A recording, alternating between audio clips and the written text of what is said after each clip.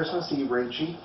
Since I can't read this in person to you, I'm going to do it now, and hopefully you woke up this morning with a broomstick. You'll know what that means.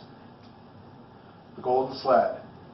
Once upon a time when Christmas was coming, there was a little brown bear who wanted a sled very much. He started to write a letter to Santa Claus, and then he began to wonder what color sled he wanted. "Let's see," said this little bear.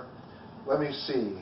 Some bears like red things best, but I'm not that kind of bear. Some bears like blue things, but I'm not that kind of bear either." He remembered hearing about a little bear who wanted his whole room painted purple. "Purple, purple, purple everywhere," said the little brown bear. "Now I wouldn't like that at all. Plus it's elders' colors." And he began to look all around the dining room to see what color he liked best. There was a tall white chocolate pot with golden flowers on it. Those flowers were wonderfully shiny. There was a black chair with gold squiggles on the back. There was a golden clock that ticked merrily, tickety-tock, tockety-tick. There was a fat round jar with letters on it. The letters were golden. They spelled out H-O-N-E-Y. "Honey," laughed the little bear. "Golden letters spell honey, and honey is golden, and golden gold is the color I like best." So he put it in his letter. "Please bring me a golden sled." "A golden sled," said his mother when she saw the letter. "Oh my, you have to be a very good bear to get a golden sled." "Yes, indeed," his father said. "You have to be just as good as gold." "Well, I just will," the little bear said. "I'll just be the best bear ever." He brushed his fur suit until it was fluffy and shiny, put on his warm fur cap, and hurried out to mail his letter. "Oh my," said Santa Claus when he read the letter, "a golden sled. Well, here's a problem for me. Golden paint is what I have the least of. And here's a little bear that wants a whole sled painted golden." He thought about that while he was making the sled, and he looked and he shook his head. When the sled was all finished, except for the paint, Santa Claus looked at his little jar of gold paint. "It would take every last drop to paint this sled," he said. "I wouldn't have one smidgen left to put on anybody's fire engine or anybody's chair or anybody's locket." And then Santa Claus decided he would have a look at this little bear, good little bear, who wanted a golden sled. So he whizzed up the chimney, climbed out on his roof, and sat down. He looked out his spyglass and pointed at the little bear's house. He turned it a bit this way and a bit that way to see better. Now Santa Claus could see the little bear, and oh my, he could hardly believe his eyes. First he saw the little bear making his own bed, neat and tidy, tight as a drum.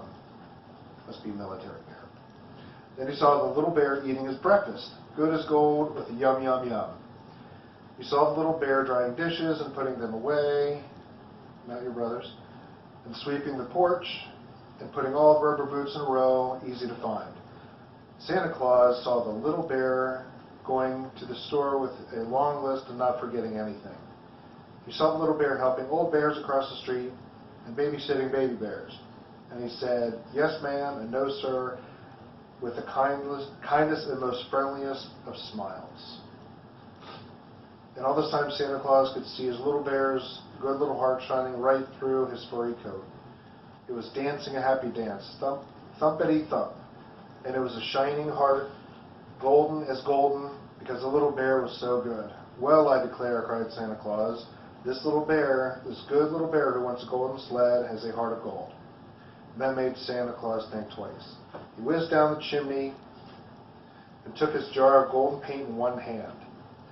Then he searched in his paint box, and way down at the bottom he found a little jar of silver paint too.